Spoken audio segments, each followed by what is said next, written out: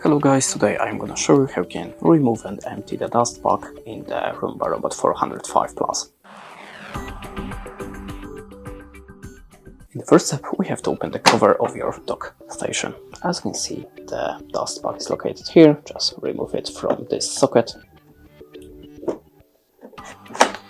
And now you can just empty it manually or use the other vacuum to remove everything from inside.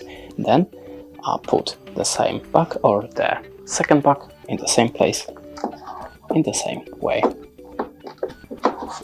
Just we have to aim this paper element, and now it's inserted. That's it. Thanks for watching. Leave us a like, recommend, and goodbye.